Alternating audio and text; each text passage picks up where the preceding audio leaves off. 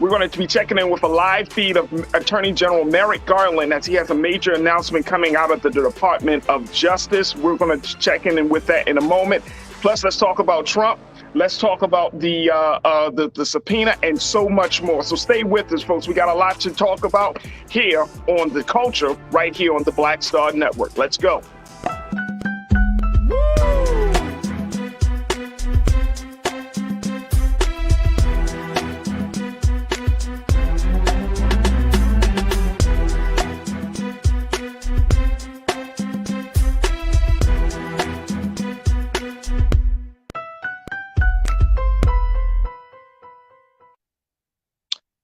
Peace, folks. I'm your host, Farajii Muhammad. Thank you so much for tuning into The Culture here on the Black Star Network.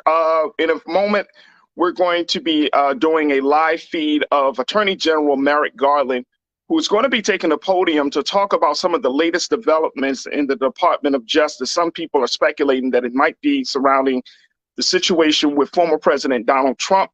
But in a few moments, we will be going to that live feed. Now, today on the show, we're going to talk about the former president's trials, as he's been dealing with a number of investigations, from everything relating to his business practices to withholding classified documents once he left the White House. Now, joining me today in a few moments will be my brother Michael Imhotep. Brother Michael Imhotep, you see him on Fridays on Roland Martin Unfiltered. He's been working in a lot of different capacities, but the big thing is that he is the host of the African History Show network. He's also been doing some work in teaching, and he is an historian. So he's going to give us some context, some insight about what we're seeing from everything from history to culture today. So let's jump right into that live feed. And then, folks, we will have the conversations. Make sure you join us right now on all of our streaming platforms, blackstarnetwork.com, as well as YouTube and Facebook. And also, you can certainly follow me at The Real Farajii to continue the conversation even offline. All right, let's jump into this live feed. I have made clear that the Department of Justice will speak through its court filings and its work. Just now, the Justice Department has filed a motion in the Southern District of Florida to unseal a search warrant and property receipt relating to a court-approved search that the FBI conducted earlier this week. That search was of premises located in Florida belonging to the former president. The department did not make any public statements on the day of the search. The former president publicly confirmed the search that evening, as is his right. Copies of both the warrant and the FBI property receipt were provided on the day of the search to the former president's counsel, who was on site during the search. The search warrant was authorized by a federal court upon the required finding of probable cause. The property receipt is a document that federal law requires law enforcement agents to leave with the property owner. The department filed the motion to make public the warrant and receipt in light of the former president's public confirmation of the search, the surrounding circumstances, and the substantial public interest in this matter. Faithful adherence to the rule of law is the bedrock principle of the Justice Department and of our democracy. Upholding the rule of law means applying the law evenly, without fear or favor. Under my watch, that is precisely what the Justice Department is doing. All Americans are entitled to the even-handed application of the law, to due process of the law, and to the presumption of innocence. Much of our work is by necessity conducted out of the public eye. We do that to protect the constitutional rights of all Americans and to protect the integrity of our investigations. Federal law, long-standing department rules, and our ethical obligations prevent me from providing further details as to the basis of the search at this time. There are, however, certain points I want you to know. First, I personally approved the decision to seek a search warrant in this matter. Second, the department does not take such a decision lightly. Where possible, it is standard practice to seek less intrusive means as an alternative to a search and to narrowly scope any search that is undertaken. Third, let me address recent unfounded attacks on the professionalism of the FBI and Justice Department agents and prosecutors. I will not stand by silently when their integrity is unfairly attacked. The men and women of the FBI and the Justice Department are dedicated, patriotic public servants. Every day, they protect the American people from violent crime, terrorism, and other threats to their safety while safeguarding our civil rights. They do so at great personal sacrifice and risk to themselves. I am honored to work alongside them. This is all I can say right now. More information will be made available in the appropriate way and at the appropriate time. Thank you. Attorney General, the former president said this FBI agents. Thank you all for your questions, but as I said, this is all I can say at this time. Folks, that was Attorney General Merrick Garland giving us an update on what has transpired around the situation, a number of concerns and issues with former President Donald Trump relating to the retrieval of classified documents that the president took out of the White House once he was voted out of office. Now, the thing is, we've been talking about this FBI raid, and as you can hear the Attorney General mention, they have filed a motion to unseal the search warrant, right? And the property seized since President Trump has confirmed the search took place. And this was all authorized by the Attorney General Merrick Garland.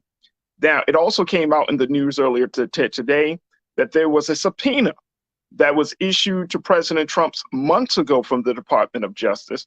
In that subpoena, they asked the president to return those classified documents. He returned some. However, he still withheld some other documents that was highly classified and that served as a real threat to the issue of national security. So that's why the Department of Justice has decided to move forward in getting the FBI to retrieve those documents. Here to talk to us about this situation and to give us some context as to what we're looking at, and more importantly, what should we expect as we move this whole situation forward, is my brother Michael Imhotep. Brother Michael has been doing the great work of using his platform as he is the host of the African History Show Network. And it's live on, the African History Network show that can be heard live on Sundays from 9 to 11 p.m. Eastern Standard Time on 9:10 a.m. WFDF. And he's also an educator as well as a contributor for Roland Martin Unfiltered, and just an all-around good brother. Brother Michael, thank you so much for joining me today here on The Culture, brother. Hey, thanks for having me, brother Farajii. How you doing today? Oh man, I'm doing well considering the situation. So let's kind of break this thing down, man. Right. Because there are so many conversations, brother Michael, about, is this the nail in the coffin of Trump? Is this the beginning of the end for the former president? Now, you and I, we've been on Brother Roland's show. We've talked about Trump many times. Sure. But this whole situation feels a lot different. You know what I mean? Oh, absolutely. It absolutely is a lot different. It feels a lot different. They used to call him Teflon Don. I remember that name. That stuck with him for years, brother Michael, calling him Teflon Don. Because there were so many allegations and accusations, and yet nothing would seem to stick. However, this feels different. Not only with that, like I mentioned, the subpoena that the president was given months ago to ask for those documents, he didn't fully adhere to that subpoena. And then he got this investigation happening in New York State with the state's attorney, Letitia James, our sister up there, around the attorney general there, around his business practices for the Trump organization. What is going on? Well, what's happening is this stuff is really catching up with Trump, and he's getting hit from all different directions at the same time. And this is what I said was going to happen.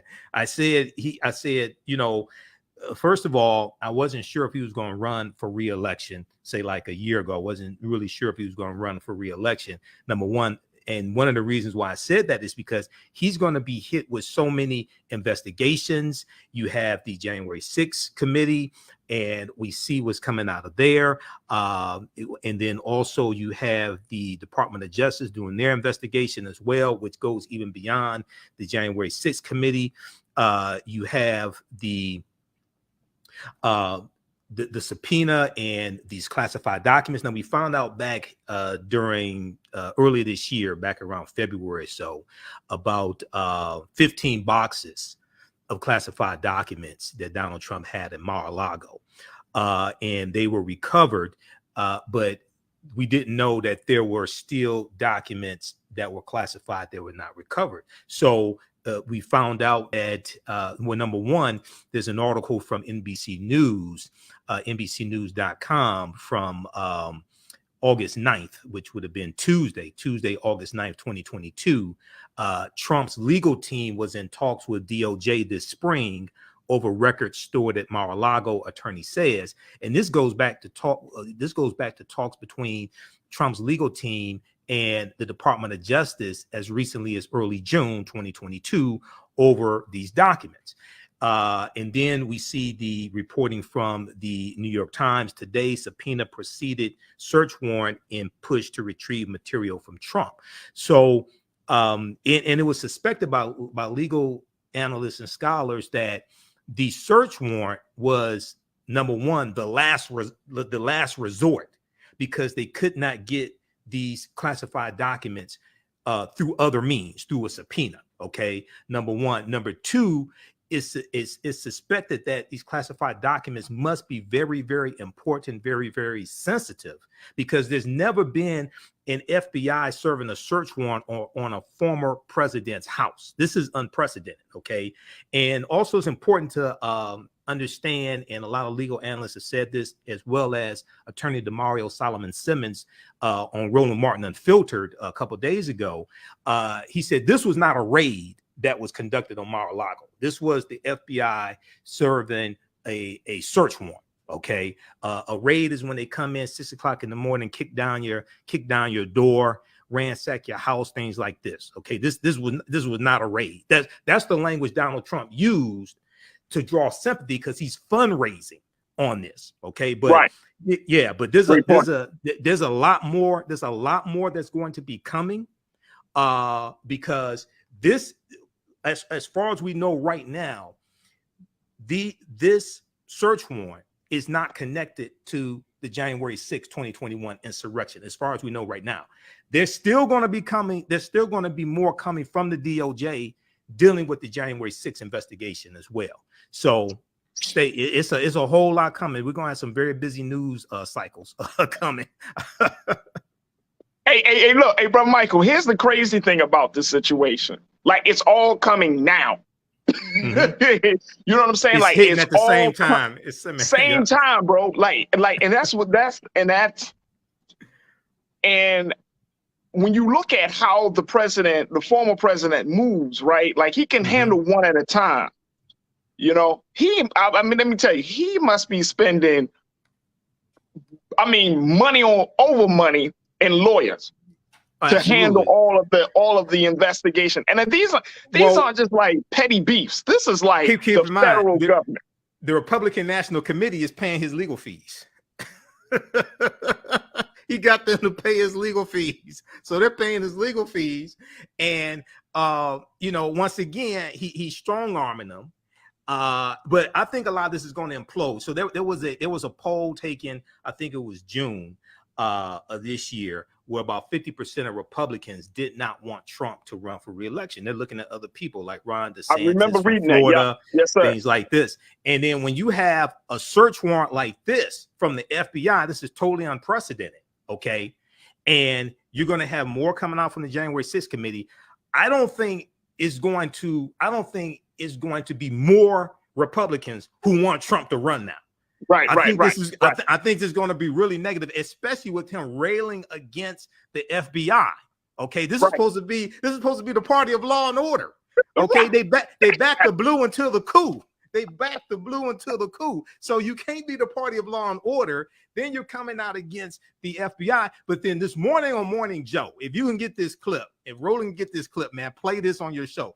This morning on Morning Joe, they showed a montage of commentary from Fox News from when you had the Hillary Clinton email scandal. And all these people on Fox News, were saying that the FBI needs to investigate, they need to do search warrants, all this stuff. They were calling for the FBI to go after Hillary Clinton. Okay. Let me add to that. Yep. The big piece that was circulating on Twitter was Mike Pence's Twitter tweet where he praised the FBI. Right. And he tagged real Donald Trump at that time. He tagged them and said, "We thank the FBI, we commend the FBI for looking into this situation." He praised the institution. Right. Now you're talking about you're deeply concerned. This is crazy. And the FBI director was nominated by Donald Trump, Christopher Wray.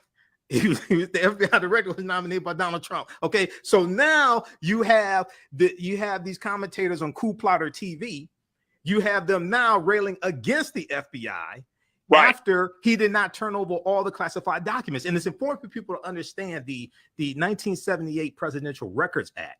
Okay, all those documents, even if Trump declassified them before he left the office, they don't belong to him. They belong to the public.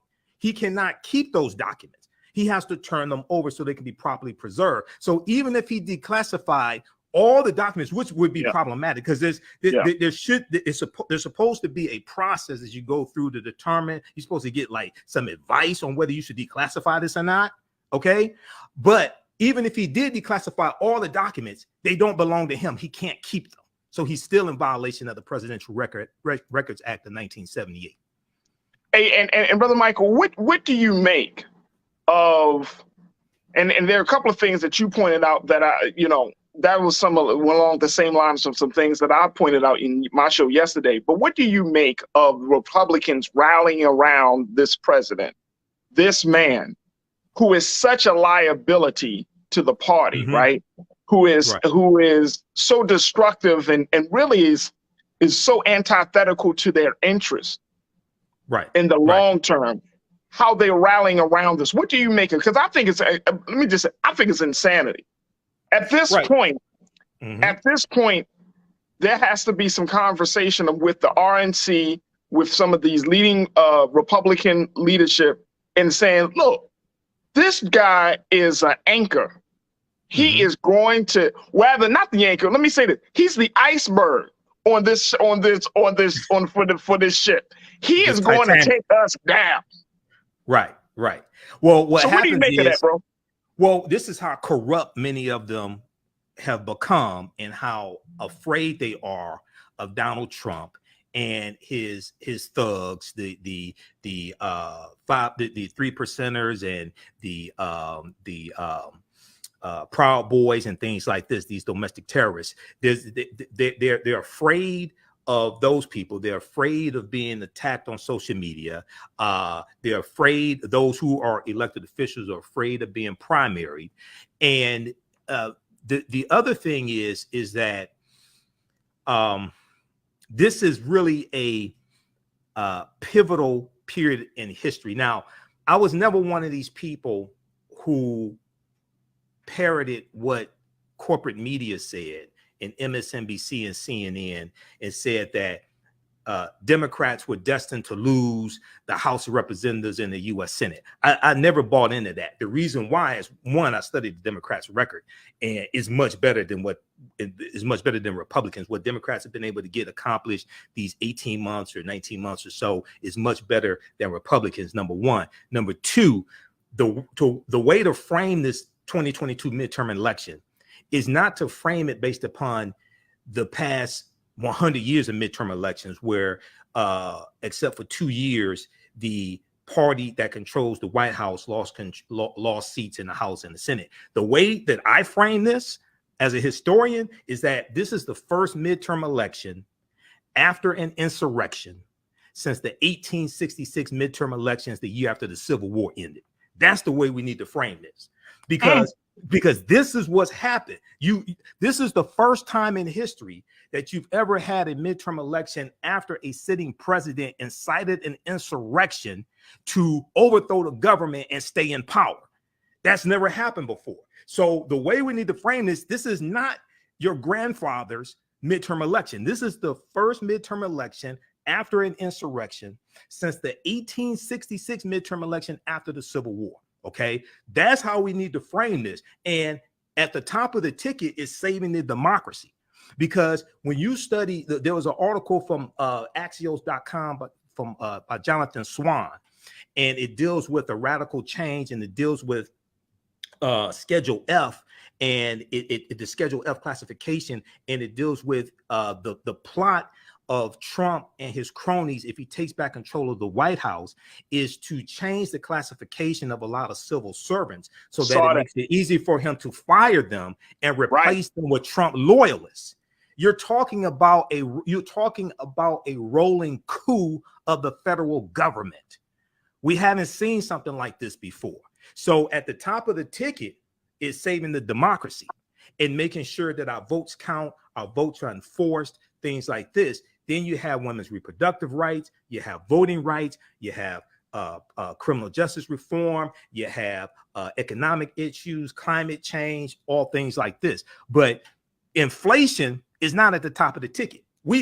Inflation is cyclical, one. Two, inflation is taking place globally. Okay? Right.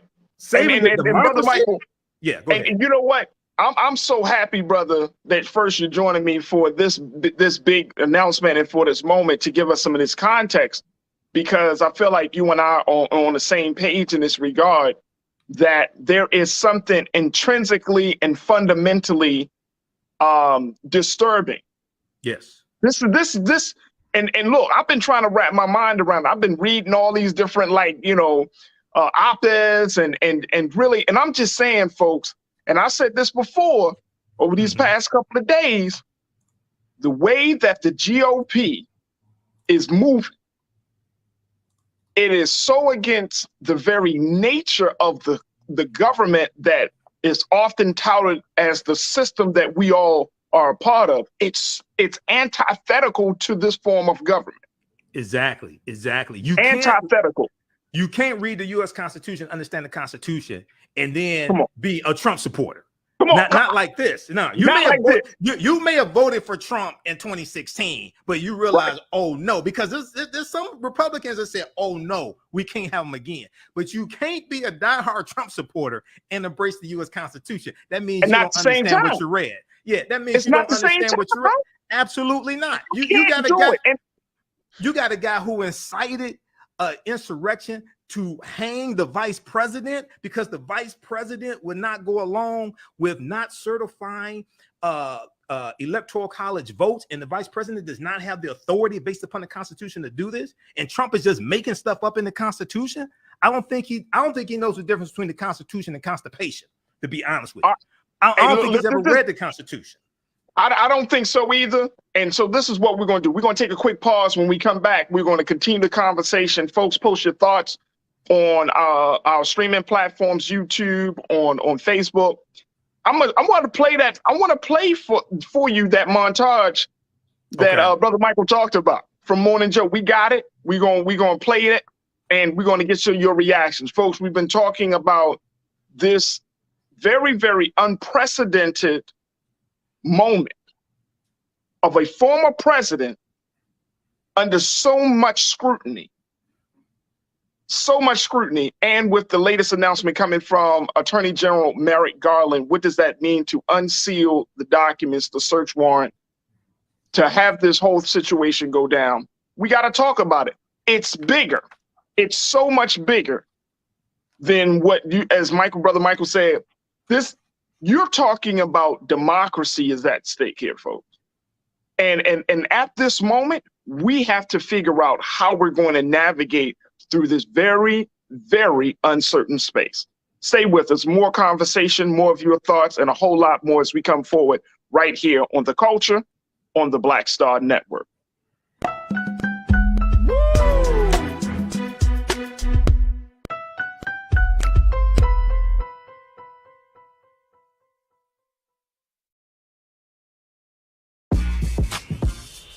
When we invest in ourselves, our glow, our vision, our vibe, we all shine. Together, we are black beyond measure. Pull up a chair, take your seat. The Black Tape with me, Dr. Greg Carr, here on the Black Star Network. Every week, we'll take a deeper dive into the world we're living in. Join the conversation only on the Black Star Network. I'm Deborah Owens, America's Wealth Coach, and my new show, Get Wealthy, focuses on the things that your financial advisor and bank isn't telling you, but you absolutely need to know. So watch Get Wealthy on the Black Star Network.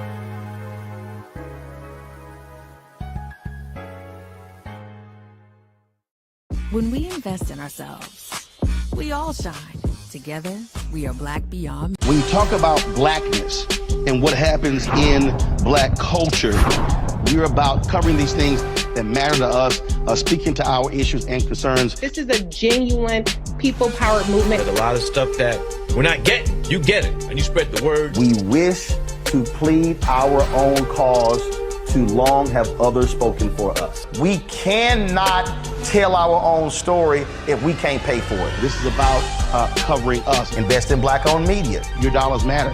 We don't have to keep asking them to cover our stuff. So please support us in what we do, folks. We want to hit 2,000 people, $50 this month, raise $100,000. We're behind 100,000, so we want to hit that. Y'all money makes this possible. Checks and money orders go to P.O. Box 57196, Washington, D.C. 20037-0196. The Cash App is $RM Unfiltered. PayPal is R Martin Unfiltered. Venmo is RM Unfiltered. Zelle is Roland at RolandSMartin.com. Hatred on the streets, a horrific scene, a white nationalist rally that descended into deadly violence. White people are losing their damn minds. As an angry pro-Trump mob storms the U.S. Capitol, we've seen We're about to see the rise of what I call white minority resistance.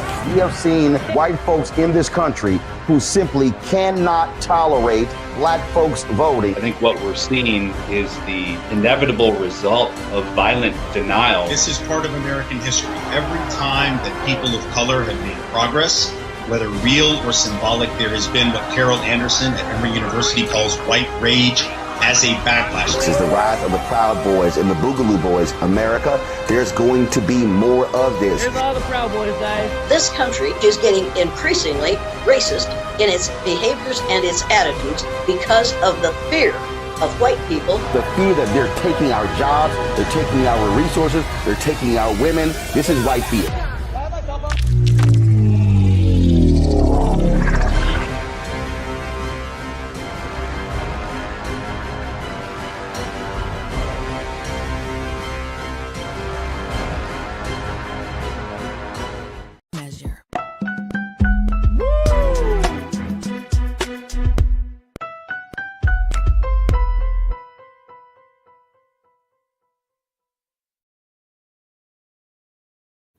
Folks, welcome back to The Culture right here on the Black Star Network. We have been having a conversation based on the announcement coming from the Attorney General Merrick Garland to give us some more details about that search of classified documents from former President's home, former President Donald Trump's home in Mar-a-Lago, Florida. We've been talking about the implications of this.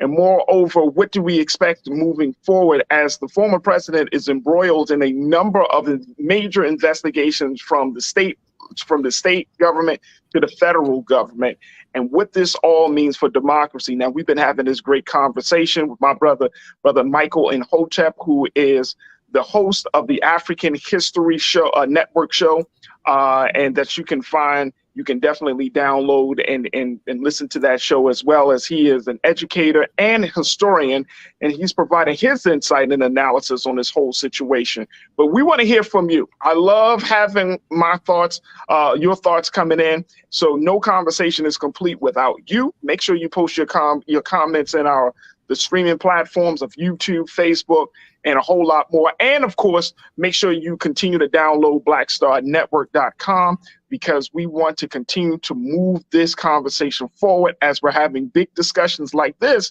right on Black-owned media. So make sure you check us out at blackstarnetwork.com. Brother Michael, I want to bring you back into this fold, because I'm looking. And before we took the break, here's what I'm seeing. The same thing that you're seeing. Brother, I'm seeing the same thing that you're seeing. I'm seeing that this is bigger. Like you just said, look, inflation is not even at the top of the ticket. We are literally looking at a situation now. Given it, let me tell you, they got that act, the Inflation Act that had just passed. Inflation Reduction Act 2022, right, yeah, and that's going to tackle inflation long term. Even though in recent polls, inflation is number one, women's reproductive rights, abortion is number two. By the time you get to November, in midterm elections, I think women's reproductive rights will be number one. Charlie, I'm not sure what saving the democracy was, but that's at the top. Saving the democracy is at the top of the ticket, whether it's one of the choices or not in the poll. Okay, this is what we have to understand. That's huge. Okay, because everything else flows from that. You destroy the Constitution. Okay, everything else is gone from there. Let's keep it real. You can't have a conversation if the document, the Constitution, and again, folks, I want to frame this in the best way, because as much as we're talking about this, because I know some of us, Brother Michael, we might be in a space where, and you got to answer this right now, but I know some of us are going to be in this space where they're like, well, man, I'm happy to see that the government is falling and doing boom, boom, boom. But we don't have an alternative at this moment. Not only that, it's going to fall right on us. It's going to fall on us. No, we need to transform what it is. It's going to fall right on us. See, people say that until the ceiling collapses on their head. Okay, no. You feel that one brick. You feel that brick. You feel that domestic terrorists out here. You like, wait a minute, hold up. This falling on me too. Look, man, let me tell y'all something. When the government is falling, and as many people, and we got to keep this real, folks, so many Black people has put their hopes and aspirations into this system of things, this democratic system of things, right? And if we look at it, as much as there's only a small number of folks that is like, no, we need to change it. But a lot of Black folks, a lot of Latinos, a lot of poor whites, a lot of people have put their hopes into the system of things. And as a result of that. Right. So it's important to understand that it's important to understand that one, the federal government came to the aid of African Americans when we were being attacked by domestic terrorists during Reconstruction. Okay, see, it's important to understand that history. So you have the Ku Klux Klan Act of 1870. Well, actually go back to 1870. The U.S. Department of Justice was created in 1870 largely to protect and enforce the rights of African Americans and go after the domestic terrorists, go after the Klan and things like that in the South. This is why the U.S. Department of Justice was created. Now, the Office of Attorney General was created about 1789. But the U.S. Department of Justice, and there's an article, I just talked about this. I did a broadcast on my show Sunday. I just talked about this on my show Sunday. There's an article from SmithsonianMag.com, the Smithsonian Institute, and it deals with the first Attorney General, the first Attorney General under the Department of Justice, Amos T. Ackerman, 1870. And then how he was going after the domestic terrorists. And then 1871, the U.S. Congress passes the third of what's known as the Enforcement Acts. This was known as the Ku Klux Klan Act of 1871. And it gave the president the authority to impose martial law in counties and things like this, where African Americans and elected officials, white Republicans who were allies of African American Republicans, were being attacked. So in 1871, President Ulysses S. Grant imposes martial law in 9 counties in South Carolina to crack down on the Ku Klux Klan. Okay, you look at intervention when you have different massacres take place in this country during Reconstruction. But then 1875, when you have the Clinton, Mississippi riot of 1875, Ulysses S. Grant employs his non-intervention policy, because Republicans in the federal government got tired of intervening and helping African Americans in the South when it came to these domestic terrorists attacking us. Okay. And so you had a declining, one of the reasons why Reconstruction ends, yes, there was political violence that took place, Clinton, Mississippi massacre, Colfax massacre, things like this. But also there was a declining commitment from Republicans to keep intervening in disputes in the South on our behalf, okay, towards the end of Reconstruction. This is something else that takes place. But you look at Brown versus Board of Education, 1954, U.S. Supreme Court case, which overturns Plessy versus Ferguson, 1896. You look at the Montgomery bus boycott, which lasts 381 days. What ended segregation on the bus in Montgomery, Alabama was not the Montgomery bus boycott, even though it was needed. It was the lawsuit of Browder versus Gale, filed February 1st, 1956 by attorney Fred Gray, which goes all the way to the U.S. Supreme Court. And the U.S. Supreme Court rules that segregation on the buses in Montgomery, Alabama is unconstitutional. This is what ends the Montgomery bus boycott. So what Brown versus Board of Education showed us is that we could go to the federal government to try to get some type of justice, because we couldn't get it at the local level. We couldn't get it at the state level. Okay, so even if you go back and look at the U.S. Bureau of Freedmen, Refugees, and Abandoned Lands, was known as the Freedmen's Bureau, right? They weren't just helping former slaves; they were helping poor, destitute white people after the Civil War ends as well, because there was a lot of poor, destitute white people because the Civil War largely destroyed the South. Okay, so there's a history of us having to go to the federal government for some type of help. Okay, there's a history of that. So what we have to, yes, we have to deal with self-defense, and that's important. And that was a part of the civil rights movement that does not get talked about. Roland Martin interviewed Professor Charles E. Cobb Jr. when he had his show News One Now with Roland Martin, and Professor Charles E. Cobb Jr. was a field secretary for SNCC, Student Nonviolent Coordinating Committee, for 5 years in rural Mississippi. And he wrote a book called This Nonviolent Stuff Will Get You Killed: How Guns Made the Civil Rights Movement Possible. And it's all about the history of how it was African Americans who were in the South, who were armed, who owned guns, who were protecting the civil rights workers from the domestic terrorists and the Klan and things like this, because we couldn't rely on the sheriffs and the police to protect us when we are engaged in nonviolent direct action. Okay, so we have to understand both of those. We have to understand exercising our Second Amendment rights, because the Second Amendment does apply to us as well, and protecting ourselves, but also understand we have to transform the federal government. And I encourage African Americans need to be applied to the Department of Justice. The Department of Justice was created to help protect our rights. We have to understand that history. Yeah, that's an excellent point. And I'm glad that you brought that historical context, because it goes in line with, I think, with where we are right now.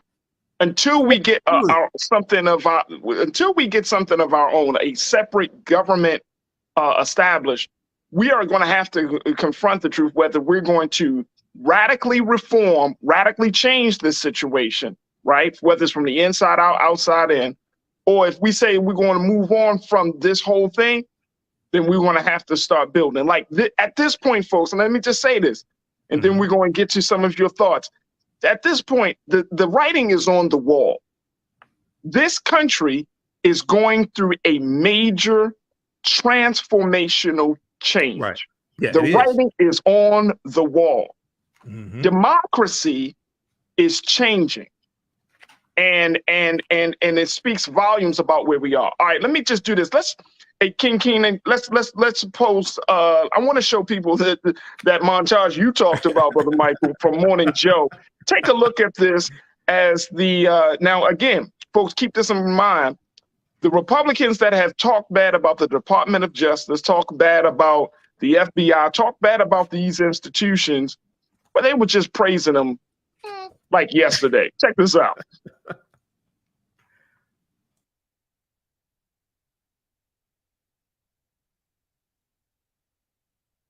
Taking the fifth. I think it's disgraceful. What happened? He pleaded the fifth, right? He pleaded the fifth. Fifth Amendment. Bomb. Fifth Amendment, Fifth Amendment, Fifth Amendment. Horrible. Horrible. The mob takes the fifth. If you're innocent, why are you taking the Fifth Amendment? You sit there, Meek, and you listen to him, and he goes, Fifth Amendment. If you're innocent, why are you taking the Fifth Amendment? Right. Well, he's not innocent. That's the thing. He knows it because he knows that what he says in a civil trial can also be used in a criminal trial. Right. Okay. So he took the fifth about 440 times. He took the Fifth Amendment about 440 times. And that's been this investigation with New York, just to give people some context. Yeah, that's been a separate investigation, folks. Right. The president's Trump organization is now being investigated for illegal business practices and financial misconduct. Right. Exactly. And inflating the value. He took the fifth. He took the fifth. And the crazy part about this, Brother Michael, he's sitting across the table from Letitia James, the Attorney General. Right. He says same answer. Literally, he uses the term same answer 440 times. And he calls her a racist. This is how you know Trump is scared. Wait, hold up. But you're running for the office of the highest office in the land, where you would have to represent, and you would have to be the ambassador and the advocate of the institution that you hate. Well, and also he hasn't announced formally that he's going to run again also. But if he does, but here's the other thing. You're going to have a lot of Republicans who, if he does announce he's going to run again, you have a lot of Republicans that say, okay, show us your taxes. And he's going to say, I'm under audit. They're going to say, wait a second, you said you were under audit in 2015. They say, you've been under audit 7-8 years? They said, what type of criminal enterprise are you running? You still under audit? Okay. So, and even if you're under audit, there's nothing saying, the IRS has already said, if you're under audit, you can still release your taxes. Okay. So he tries that again. You're going to have a lot of Republicans who are going to come out and say, wait, hold on. You said that in 2015 and you didn't release it. And you didn't release your taxes. So you've been under audit 7-8 years. Okay. That's going to be another problem for him as well. That's a great point. And and he's going to say that. I already know what Trump is going to say before he says it. But this time around, somebody's going to leak his taxes. Somebody. Let me tell you something. And look, let me tell you something. The one person that I haven't heard from yet that I was expecting to hear from is the governor of Florida, Ron DeSantis. And here's my theory. Here's my theory. Ron DeSantis is being primed in position to be the golden boy of the GOP conservative movement, of the GOP. He's being seen as, hey, you're the viable candidate. Right. He don't want to get his hands involved in this situation, especially the way he moves with no limits and boundaries down in Florida. He don't want the federal government looking at him for any of the stuff he's doing in Florida. So he's being very quiet. Well, not only that, he doesn't want I think if Trump is severely harmed by these investigations, that helps Ron DeSantis. Because here's the thing. If Trump is severely harmed by these investigations, he may still run for president, but it's possible he doesn't get the nomination because he's so crippled by these investigations. And guess what's going to happen, bro, Michael? Here's what I think is going to happen, brother. He's going to slam the party that he represents. Right. Well, yeah. He'll slam the party. You got people like Mitch McConnell that want him to go away. Mitch McConnell is not a Trump fan. You have people like Liz Cheney, things like this. You still have Republicans. You got people like Mitt Romney. You still have Republicans who are not Trump acolytes, who don't want Trump to run again. Okay, so all that is going to come together at one time, I think. But what's important for African Americans to do, and you talked about having our own nation. Okay, if we can control a city of 200,000, 300,000, 400,000 and run the school system, control city hall, own the grocery stores and gas stations, if we can't run a city, then we're going to have a problem running the nation. See, Dr. John Henry Clark used to say, don't come to me talking that nationhood stuff until you have acquired the skills that it takes to run and manage and maintain a nation. You have to understand how economies work. You have to understand infrastructure, manufacturing, oceanography, things like that. You have to acquire the skills that are needed to run and maintain a nation. Okay. Exactly. So I always hear, people saying we need to separate and things like that. Most of them are still here, haven't gone anywhere. So I'm still trying to figure that one out. But we have to acquire the skills needed to run a nation. That's it. If we can't control the school system, right, you're not going to be able to control a nation. No, sir. So we have to prime. So we need to focus on controlling the cities and the city governments where we live. Hey, that's one of my top. That is one of my top sentiments for the conversation about nationhood. I'm all for nationhood. I'm all for changing the government, but you got to put qualified people in there.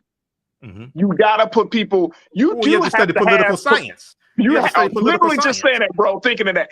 Absolutely, you really do have to have political science, like these young brilliant minds that are coming out from HBCUs and PWIs who want to serve our people, who want to see a better form of governance, right, in America, who want to do the right thing. Start to cultivate them, and this is years in the making. And you know this history, brother Michael, 50 years, and I've been talking about this.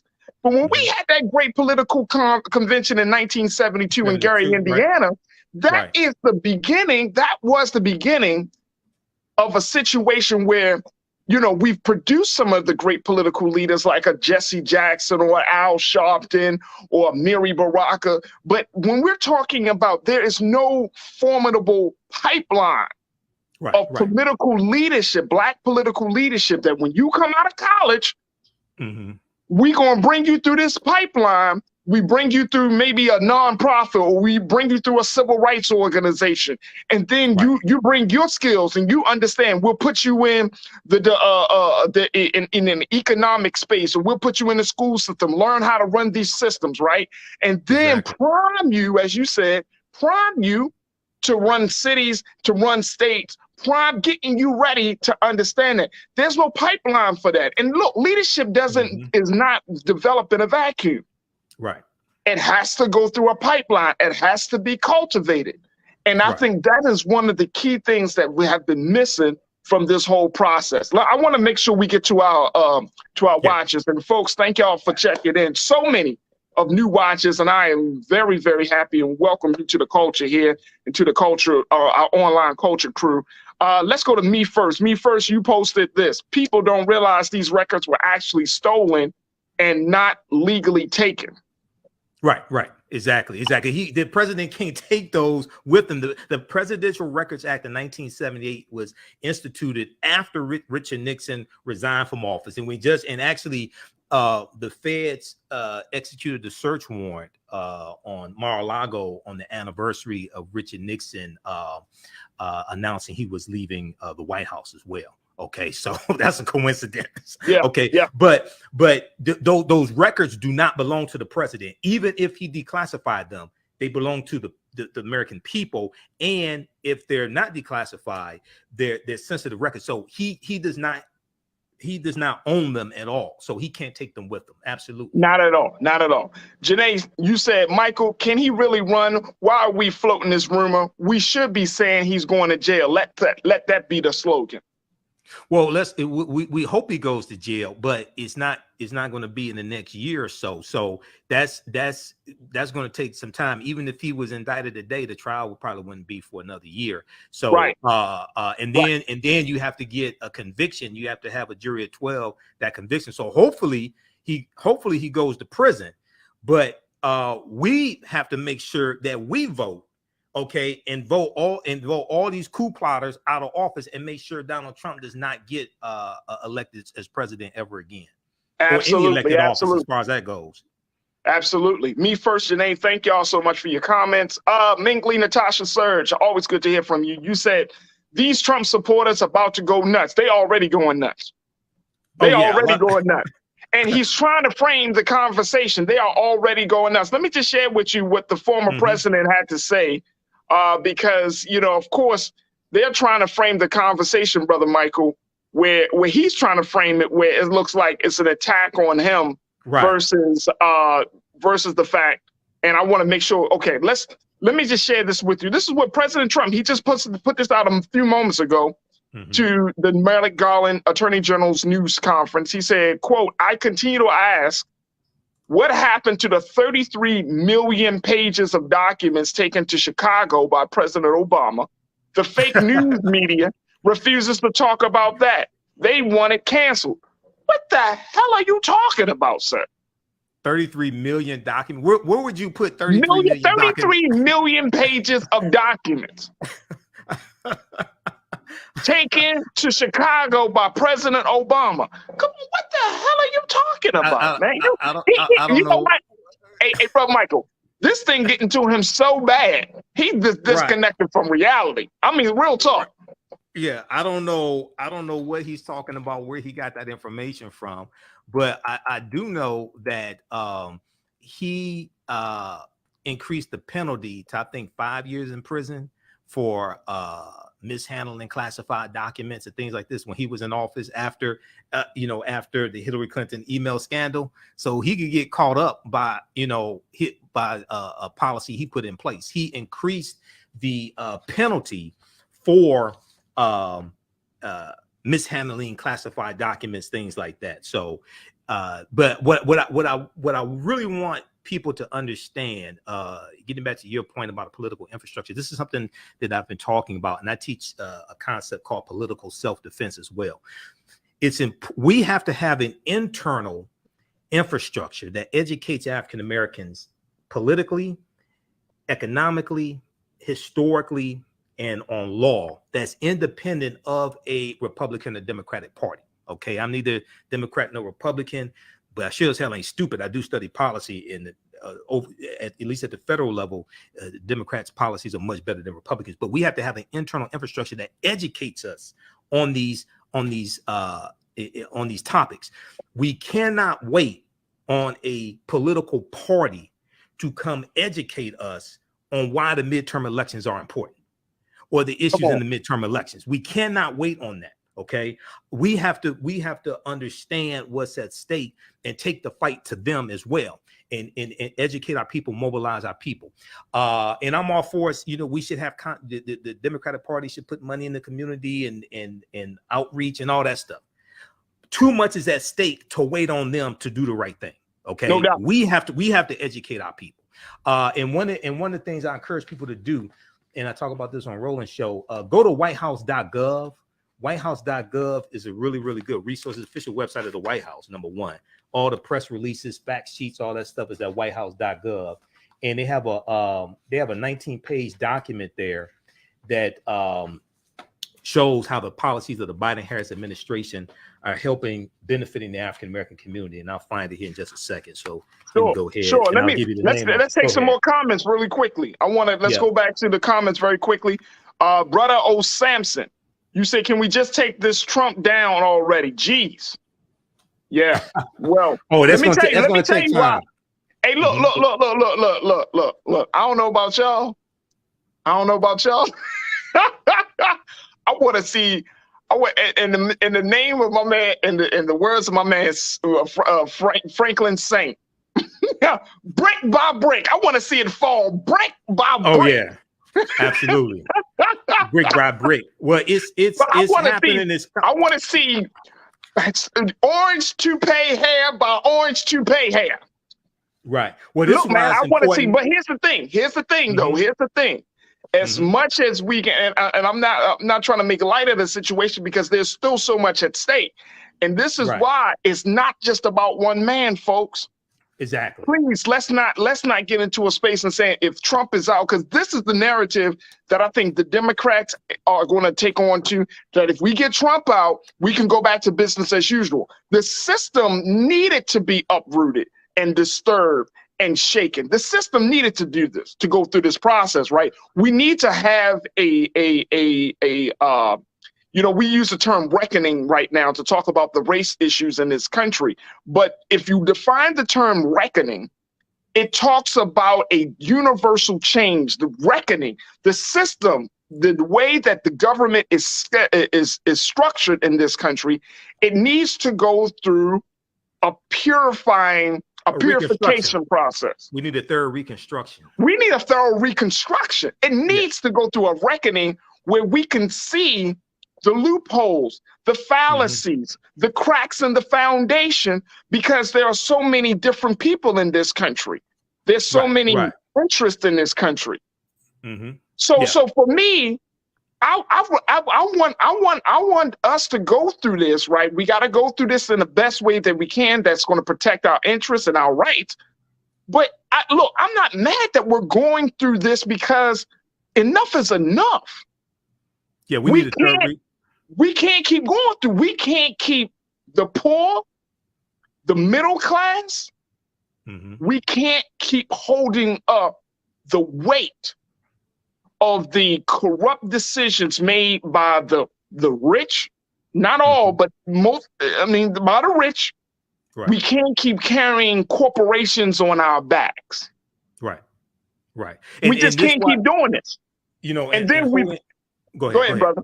Yeah, holding Trump accountable, number one, and not just Trump, but also his cronies, holding them accountable is one of the reasons why it's so important for Democrats to maintain control of the House of Representatives and the Senate.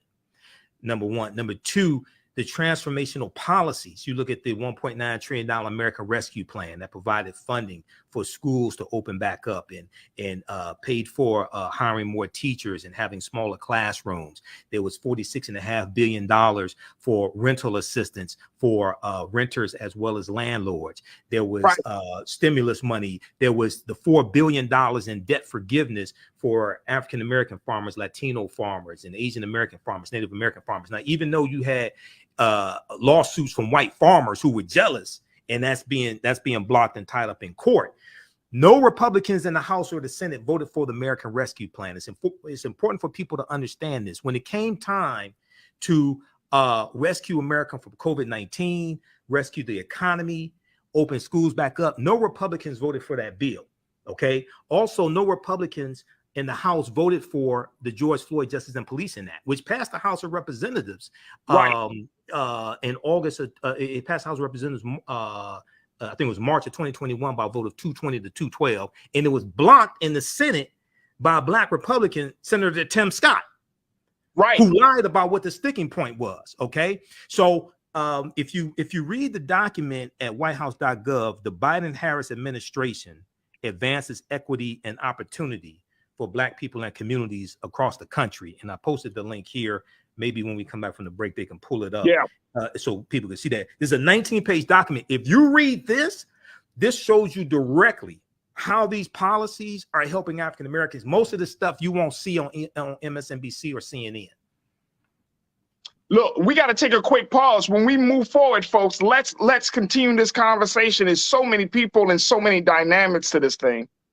Even though we've been talking about President Trump and his issues and the many investigations around him, this just shines a spotlight on where we are in this country. It shines a spotlight on leadership. It shines a spotlight on systemic inequities and inequalities. It shines a spotlight on this idea of what it means to have a true democracy and so much more. Keep your comments coming. We're going to get back to that, and we're going to certainly get back to the brilliance and scholarship of our brother Michael Imhotep. Stay with us. This all happening on The Culture right here on the Black Star Network.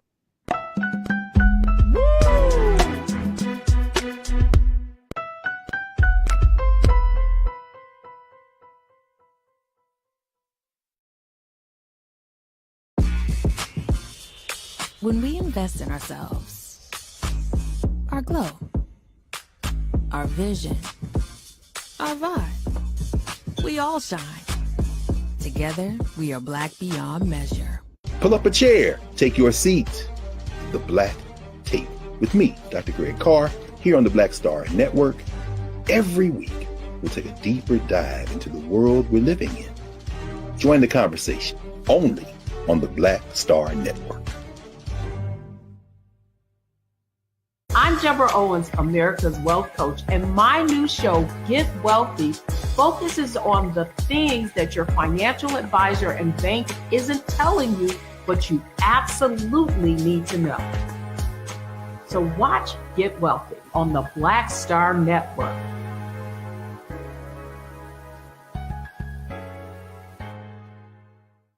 Hi, I'm Dr. Jackie Hood Martin, and I have a question for you. Ever feel as if your life is teetering and the weight and pressure of the world is consistently on your shoulders? Well, let me tell you, living a balanced life isn't easy. Join me each Tuesday on Black Star Network for a Balanced Life with Dr. Jackie. We'll laugh together, cry together, pull ourselves together, and cheer each other on. So join me for new shows each Tuesday on Black Star Network, A Balanced Life with Dr. Jackie.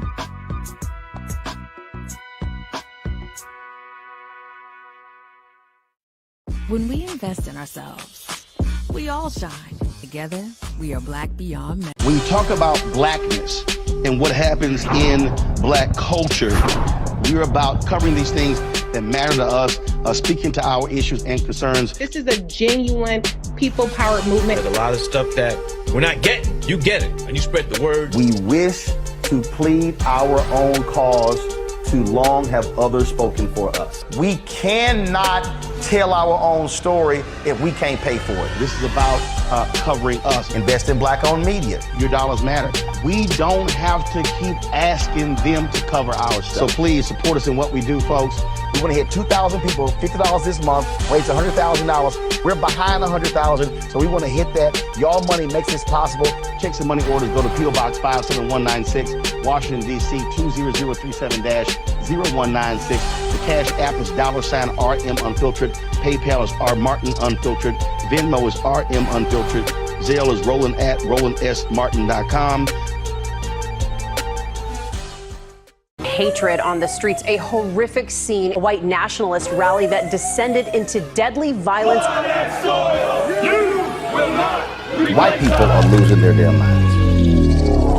As an angry pro-Trump mob storms the U.S. Capitol, we've seen We're about to see the rise of what I call white minority resistance. We have seen white folks in this country who simply cannot tolerate black folks voting. I think what we're seeing is the inevitable result of violent denial. This is part of American history. Every time that people of color have made progress, whether real or symbolic, there has been what Carol Anderson at Emory University calls white rage as a backlash. This is the rise of the Proud Boys and the Boogaloo Boys. America, there's going to be more of this. Here's all the Proud Boys, guys. This country is getting increasingly racist in its behaviors and its attitudes because of the fear of white people. The fear that they're taking our jobs, they're taking our resources, they're taking our women. This is white fear.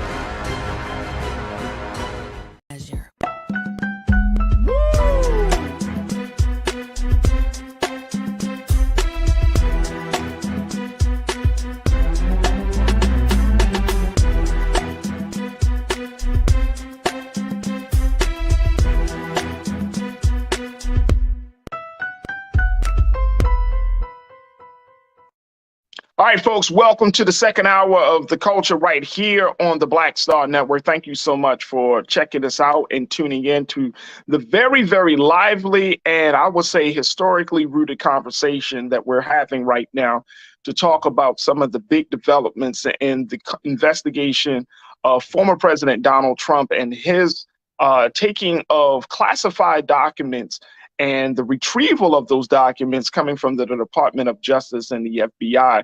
Now, earlier today, Attorney General Merrick Garland had made the announcement saying that he authorized for the search warrants to be unsealed to let us know what was to let us know what was being retrieved. And most importantly, it also came out that the New York Times reported earlier today that there was a subpoena sent to President Trump and his lawyers about these documents, and that the president only gave a few of the documents back, but there were still some more highly classified documents that were missing from the boxes that the president took from the White House. And so as a result of that, those documents being high in nature, highly classified, very sensitive, and as the Department of Justice has put it, served as a threat to national security, the decision was made for the FBI to search and seize those documents. So this wasn't a raid, folks. This was not a raid. President Trump knew that because of him not following orders, because of him not following the law, that this was going to happen. This was not a raid, folks. This wasn't like, oh, you took documents that should have stayed in the possession of the National Archives. These documents should have been returned. So I don't want us to get into a space of calling this a raid when the president and all the other interested parties knew that a day would come when the FBI and the Department of Justice would move forward. And why wouldn't they? Right, exactly. Why wouldn't it? Considering this is the protocol for any president. Every single president that has sat in the White House understood that that the documents that were used in handling White House business and White House affairs and national security affairs stay within the White House, stay within the National Archives. Every president except this one, unless you're trying to cover up something, unless you're trying to hide something, unless you're trying to constantly invoke the Fifth Amendment to show that you're not complicit in some type of foolishness. Oh, you did invoke the Fifth Amendment quite a number of times. That's another investigation. We've been having this conversation with Brother Michael Imhotep. Brother Michael, who is a scholar, an educator, a historian, and he's doing a dynamic job on making sure that we stay up to date on everything what's happening in this moment as we look at history on the African History Network. You can check him out on his website at africanhistorynetwork.com. Brother Michael, again, we thank you so much, dear brother, for taking time out for being on this. There's so many different elements of this conversation. Yes. That I think that as you are like unfolding and I'm listening and I'm learning, because there's certain things that I didn't know. So I'm so happy that you're helping us to give us some historical context, brother. Real talk. You know what I mean? I tell people, I'm host of the show, but I don't know everything. So because I don't know, I'm bringing people who do know some stuff onto the show for the benefit of us all.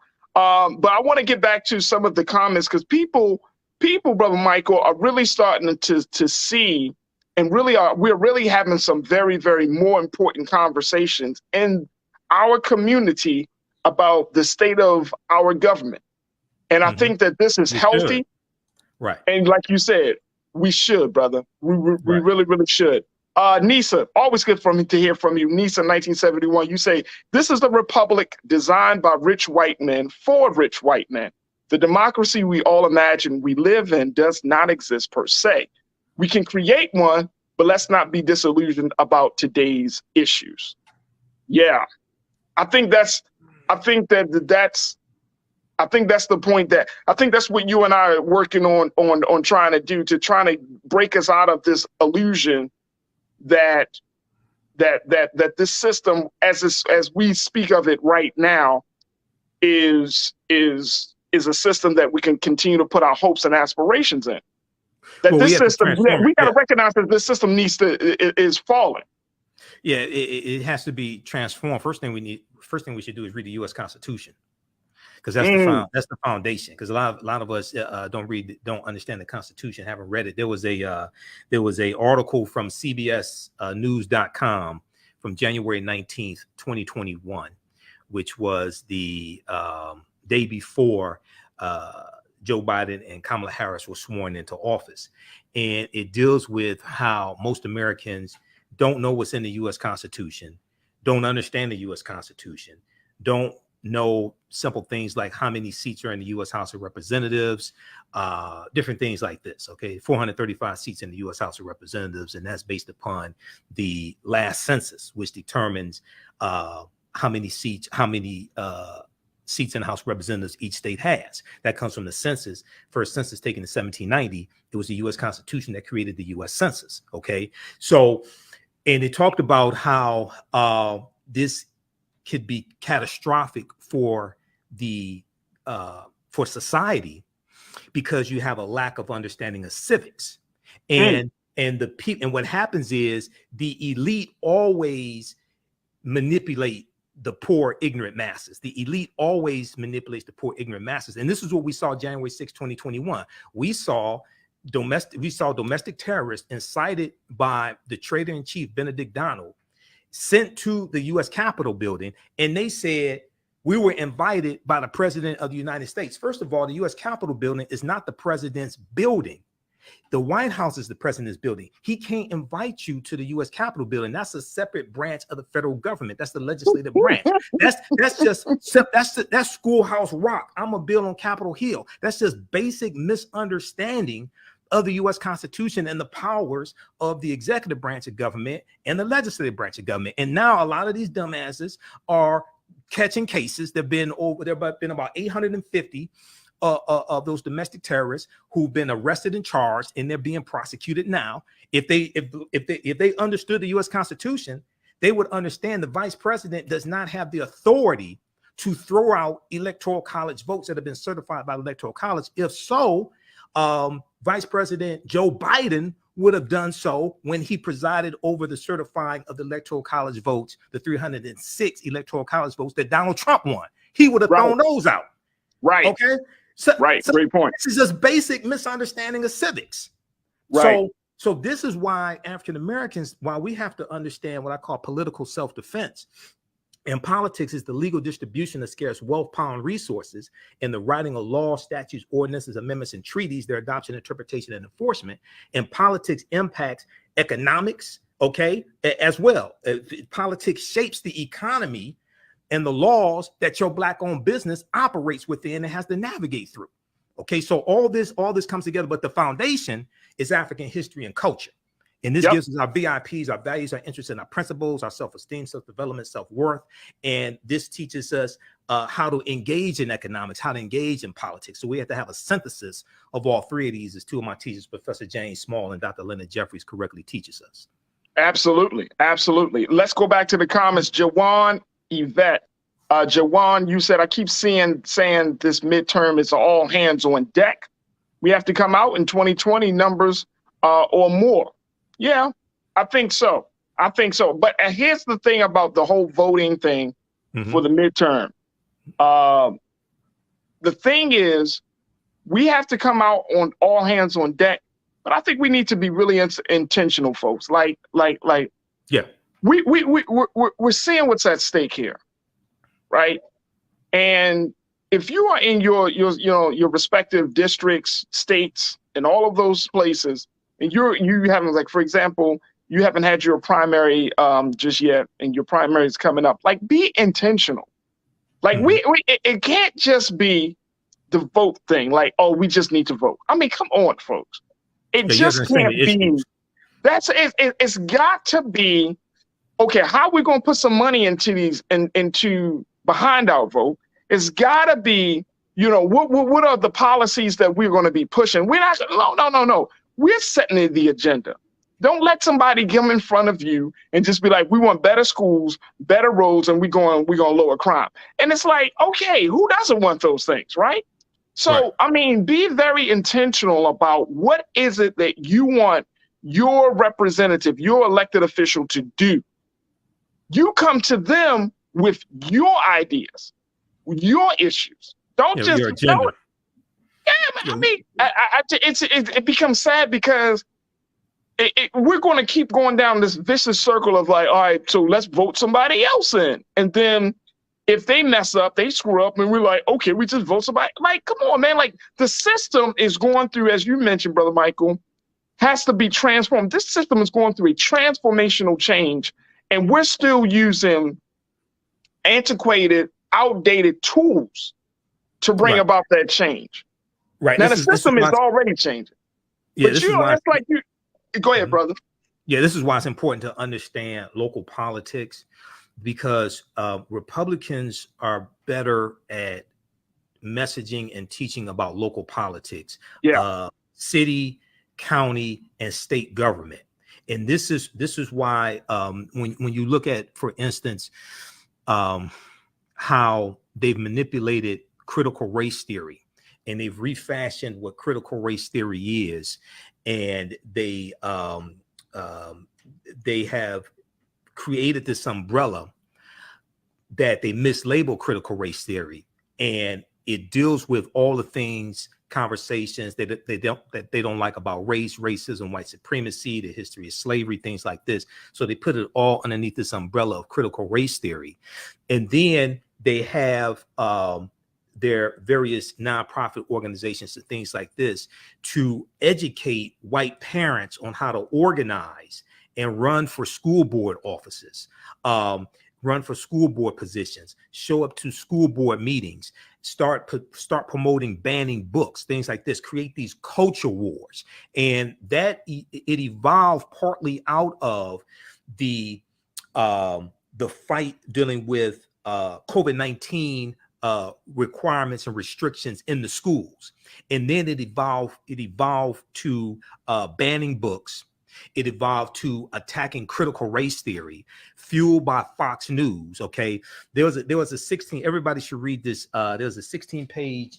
I got to pull up my critical race theory file folder. Actually, there's a 16-page. Pull up the file, expose. There's a 16-page expose from NBCNews.com that deals with the whole history of how critical race theory became an issue in schools and with school boards. Okay, and it's funded by dark money groups. It's fueled by Fox News, and this is going to be we see this being a big issue in the midterm elections. But they're focused on all these culture wars, transgender bathrooms, transgender athletes, banning books, critical race theory, things like this. Now, when it comes to fighting inflation, Republicans have nothing for you. When it comes to protecting women's reproductive rights, Republicans have nothing for you. When it comes to police reform, criminal justice reform, basically they have nothing for you. Okay, but they want to fight these culture wars. All right, we got to be smarter than that and really understand how these policies impact us. So that's why that fact sheet, I think Keenan said they have the fact sheet. I could just show that to you quickly. That's from White House. Yeah, hey, Keenan, let's pull up the fact sheet so we can take a look at this very quickly. Here it is, folks. Yeah, okay. So fact sheet: the Biden-Harris administration advances equity and opportunity for Black people and communities across the country. Now, this one was last updated February 28th, 2022. It doesn't include the Emmett Till anti-lynching bill, which took 122 years to get a federal anti-lynching bill passed. It doesn't include that. It doesn't include the Judge Ketanji Brown Jackson. It doesn't include the plan for the 300 strategies they released to deal with 90 federal agencies to deal with racial inequity across federal governments. It doesn't include that, but it's 19 pages. It breaks down the American Rescue Plan. It deals with the $5.8 billion that HBCUs got in funding in 2021, which is a record amount of funding. It deals with the infrastructure bill, the $1.2 trillion infrastructure bill. That's on page 2. How it says reversing decades of disinvestment through the bipartisan infrastructure law. It'll replace lead pipes, like in places like Flint, Michigan. when you had the Flint water crisis, there was a study that came out that showed how there were 3,000 communities across the country that had higher lead levels in their water than Flint, Michigan. Okay, this right here will replace those lead pipes. Something else, in addition to increasing access to good paying jobs, because the infrastructure bill is going to create a lot of jobs. Something that doesn't get talked about a lot is starting to repair the damage that the interstate highways did when they ran through African-American communities. This is part of this infrastructure bill, reconnect Black neighborhoods divided by legacy highway infrastructure and other resources to finally give Black communities a fair shot at the American dream. When you look at Buffalo, New York, and the top supermarket in that shooting that took place a few months ago, yes, sir. That is in an area, an African-American area that was devastated, that the expressways ran through and separated the community. Okay, so there was because of the U.S. Interstate Highway Acts in 1952 and 1956, it drove 41,000 miles of interstate highways across the country.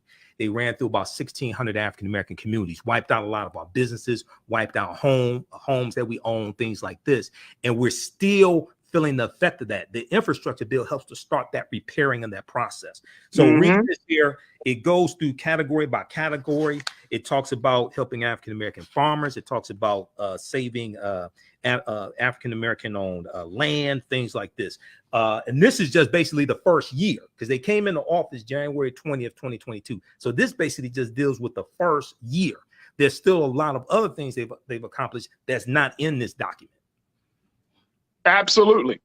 Absolutely. And see, this is why it's important for us to even, like back to your point, Brother Michael, you mentioned looking at the Constitution, being more informed about how government works, right? And getting connected with resources. I know we still have some people in our watch, in our audience, whether it's for the culture, whether it's for Roland Martin Unfiltered, just in terms of Black Star Network. We try to say, oh, no, y'all talking all this the white man system type stuff. And why should I stay connected to the white man system?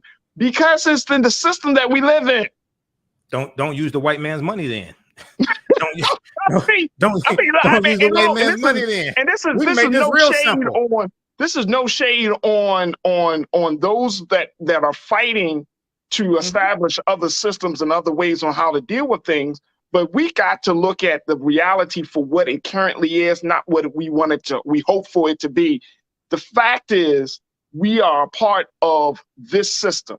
We are part of a democratic system, a capitalist system. We are part of a meritocracy. We are part of all of these different systems. So why not be more informed and more educated about how to navigate through this system, and so that what we can find as this is the great conundrum facing Black people in this country. You can still operate in an established system while starting a new system. There have been tons of history shows that while one system is going under great trial, like the American political system is currently, this is the opportunity. It's like in business. I'll never forget reading stories of businesses. Whenever there's a major calamity in business or in the country, corporations look at that calamity and not see it as a setback, but they see it as an opportunity. I've read stories, Brother Michael, just for using this as an example. When Hurricane Katrina hit our people down in New Orleans, you know what they did? They say, okay, the water is going to recede. But once that water dries up in that land and people are moved out, we're going to start to invest in that area because that area is going to be ours. They see opportunity in the midst of tragedy. I know it's not, and that's part of being a capitalist, right? You see dollars in the midst of people's pain. But my point is that we have to look at this tragedy, look at all of that is happening in this country, and say, okay, where is the opportunity for the marginalized, for Black and brown? Where's the opportunity for poor people? Where's the opportunity for us to get to be seen and heard? Where's the opportunity? There are big opportunities right in front of us, folks. Well, yeah, this is understanding the factors in the environment that impact your economics, impact your business, things like this. These environmental factors are always changing, and you have threats and you have opportunities, things of this nature. So we have to take advantage of that. When it comes to economic empowerment, and my degree is in business administration with a major in marketing from Wayne State University. I taught entrepreneurship for 7 years. When it comes to economic empowerment, we have a deep, rich history of the co-ops, the cooperative economics, whether it's the Colored Merchants Association, created about 1928, which consisted of about 400 African-American owned grocery stores across the country, whether it's the Colored Farmers Union, created about 1886 in Texas, grew to 1.2 million members. If you read Dr. Jessica Gordon Nimhard's book, Collective Courage by Dr. Jessica Gordon Nimhard, it deals with a history of African-American cooperative economics. And these were principles we brought with us from Africa. The co-ops, where you have the members who are also owners of the cooperative, and how the people work together, pull their resources together with the various types of businesses. You had mutual aid societies like the Free African Society of 1787, Richard Allen and Absalom Jones. And this was a mutual aid society that helped poor people. It helped raise money for health care. It helped raise money to bury people. We had cooperatives during slavery that we used to raise money to buy people out of slavery. Okay, so we have a deep, rich history of cooperative economics. So we have to understand that history and utilize a lot of that today. There's a resurgence of cooperatives like Black Food Security Network here in Detroit, and they have a grocery store that they're building as well. It's going to be a cooperative grocery store. There's a resurgence of that, but what happened throughout history is that we bought into white capitalism, and then we thought that cooperatives were something that white hippies did or something that white millennials did, but we created the concept of cooperatives. We don't understand this. One of the most popular type of cooperatives is a credit union, which is different than a bank, because the people that have accounts with the credit unions are members, they're part owners of the credit union as well. So we have to tap into that history. That's where our strength is with the cooperatives when it comes to economics. Folks, I want to take a couple of more, just get a couple of more of your thoughts as people have checked in. So much that needs to be, that can be taken from this moment right now, folks. And that's why we're having such a big conversation about it, because it speaks to where we are in this country. And let's share this. I don't know, King Keenan, Lise, if we can post a tweet from Ron DeSantis, the governor of Florida. I just said it. I was like, yo, the governor of Florida, mad quiet, son. Well, he posted a tweet. We got that? All right. Check this out. The governor of Florida said, the raid of Mar-a-Lago is another escalation in the weaponization of federal agencies against the regime's political opponents. While people like Hunter Biden get treated with kid gloves, now the regime is getting another 87,000 IRS agents to wield against its adversaries. Banana Republic. I'm telling you. Hold on. Hey, Mike. Oh, go ahead. Go ahead. Go ahead. I'm just. Well, he's falling in line. He's falling in line. Right. Then this is the same guy that's created a police force to monitor elections. This is the same guy who sent sheriffs to the home of a doctor who was dealing with COVID-19 protocols and precautions, if I remember correctly, that he disagreed with. So he sent the sheriff to her home.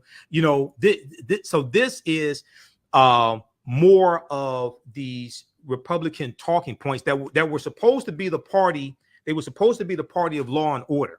Okay, the 87,000 IRS agents there to crack down on people who haven't been taking their taxes, paying their taxes, especially the wealthy.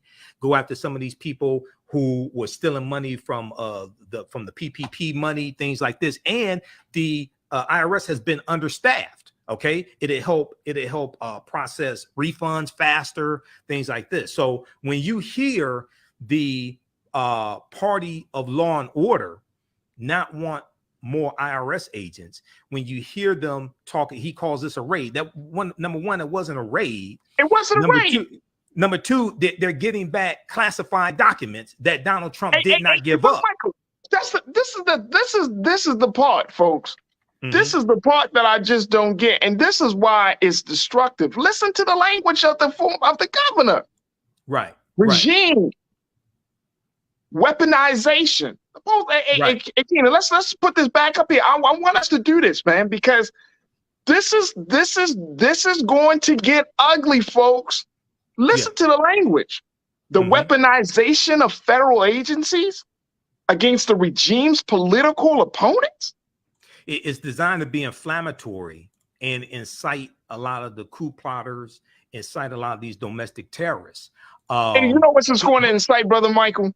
A civil war.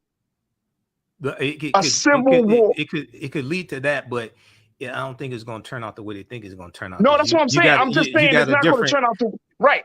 You got a different. See, this ain't the Trump administration. This isn't the Trump administration. Okay, this is not the Trump administration. I'm just saying. The GOP, right now is off the rails, right?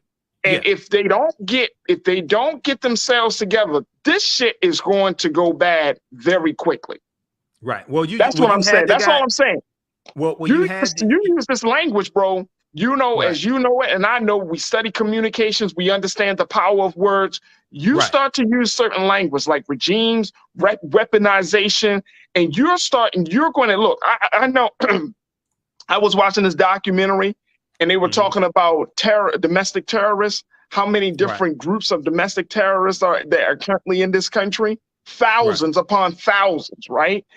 Since President Trump went into office, we saw that that number had exploded.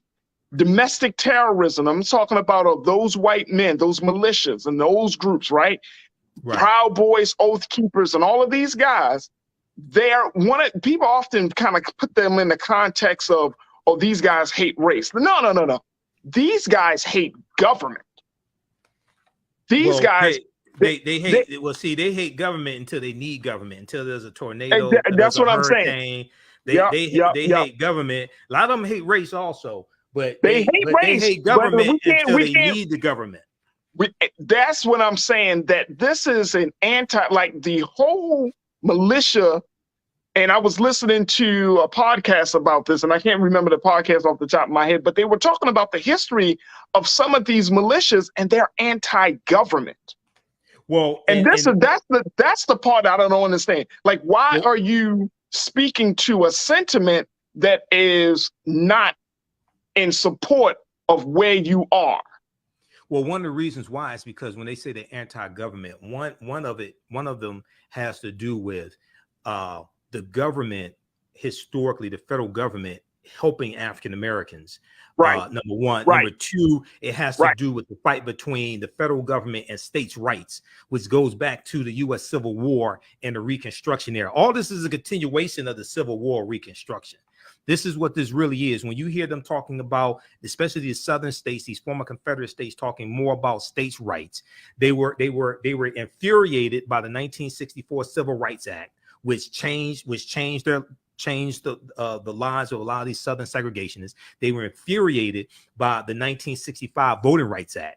Okay, because if you go back and you look at 1870 and the 15th Amendment, these southern states started putting policies in place to get around the 15th Amendment to suppress the African American vote.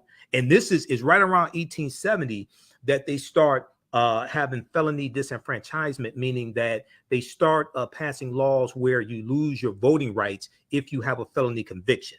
That's going to start right around 1870 when with the 15th Amendment that guarantees the right to vote for African American men. All right.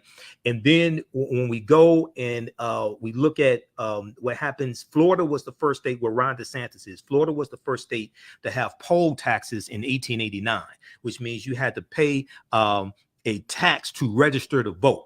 And this was designed to suppress the African-American vote. Then in 1890, you have what's known as the Mississippi State Convention of 1890, where they rewrote the state constitution to impose poll taxes and literacy tests to suppress the African-American vote in the state where African-Americans were the majority of the population.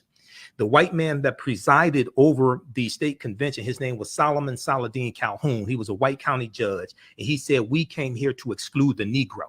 And this is what they did. What they did in Mississippi became known as the Mississippi Plan, and it became adopted by other southern states, South Carolina, Louisiana, 1898, Alabama, 1901, Georgia, North Carolina. They go through and rewrite their state constitutions.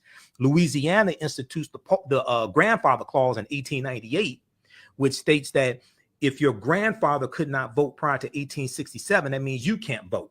Okay, so this was a way to get around the 15th Amendment and not hurt poor white men, and many of them who were illiterate, who couldn't pass a literacy test. Okay, so they're coming up with ways to get around the 15th Amendment of the U.S. Constitution to suppress our vote. And then the African Americans who were elected to Congress, a couple in the Senate, but also elected office.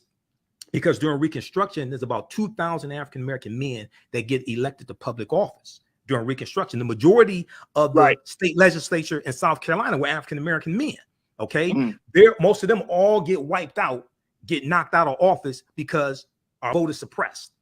Well, the voter suppression bill, starting with Senate Bill 202 in Georgia. Okay.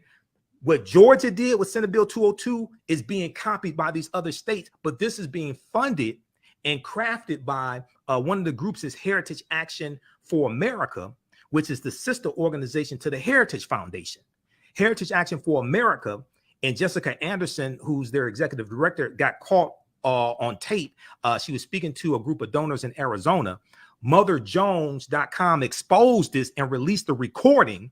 And she said it was her organization that crafted Senate Bill 202, and they're crafting these boilerplate legislations that are making their ways through state legislatures to suppress the vote. Latinos, African Americans, Asian Americans, things like this. So we see history repeating itself, but we have the hindsight of history, and we have to. This is why voting is so important, to vote these people out of office. Okay, to protect ourselves. Yeah. Hey, look, we're going to take another quick pause. When we come forward, folks, let's talk about, let's continue to kind of, get your thoughts, but we're going to share some final thoughts around this situation because there have been, like I mentioned, there are so many different elements to this conversation. But one of the big things, folks, is that we are in a very, very unprecedented time. Yes. History is being made as we speak today, and we have to determine and figure out what our history is going to be moving forward. So we're going to continue the conversation, get some final thoughts from you, get some final thoughts from Brother Michael, and so much more. So stay with us. You tune into The Culture right here on the Black Star Network. We'll have that conversation when we come forward.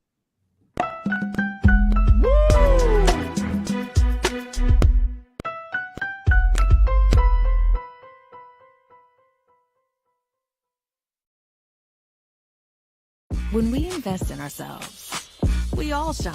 Together, we are Black beyond measure. I'm Deborah Owens, America's Wealth Coach, and my new show, Get Wealthy, focuses on the things that your financial advisor and bank isn't telling you, but you absolutely need to know. So watch Get Wealthy on the Black Star Network.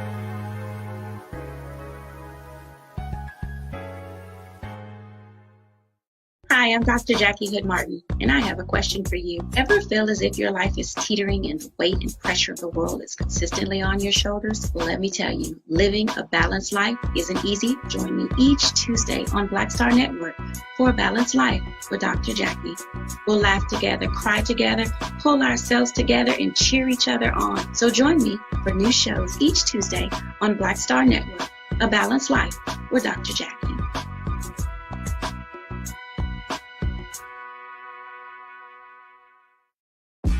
When we invest in ourselves, we're investing in what's next for all of us.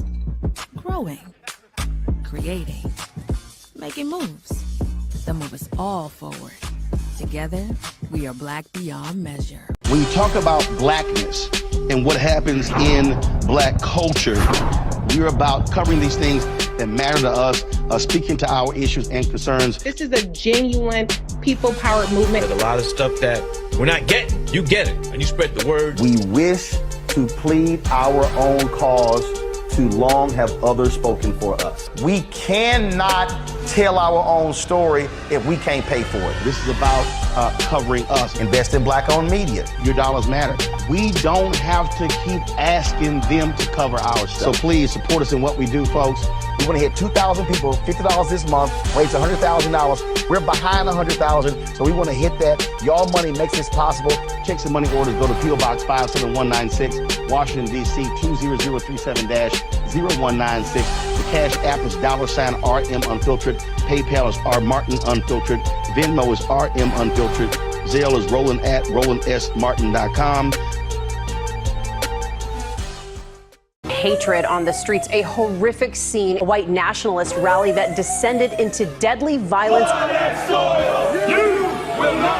White people are losing their damn minds. As an angry pro-Trump mob storms the U.S. Capitol, we've seen We're about to see the rise of what I call white minority resistance. We have seen white folks in this country who simply cannot tolerate Black folks voting. I think what we're seeing is the inevitable result of violent denial. This is part of American history. Every time that people of color have made progress, whether real or symbolic, there has been what Carol Anderson at Emory University calls white rage as a backlash. This is the rise of the Proud Boys and the Boogaloo Boys. America, there's going to be more of this. Here's all the Proud Boys, guys. This country is getting increasingly racist in its behaviors and its attitudes because of the fear of white people. The fear that they're taking our jobs, they're taking our resources, they're taking our women. This is white fear.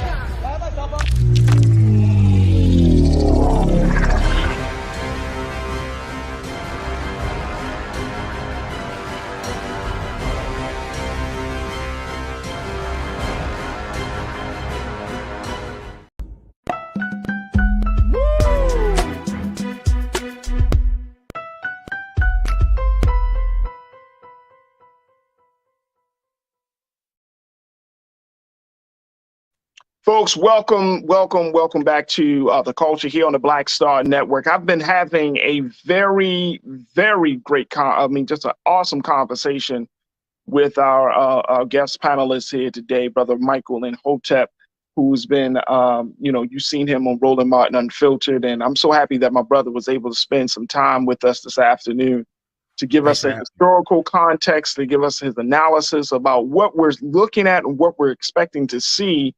As you know, the latest news coming out of the Department of Justice and the Attorney General Merrick Garland that was made earlier today, stating that, they're taking unprecedented steps to retrieve some classified documents, highly classified documents that are in the possession of former President Donald Trump in his residence in Florida.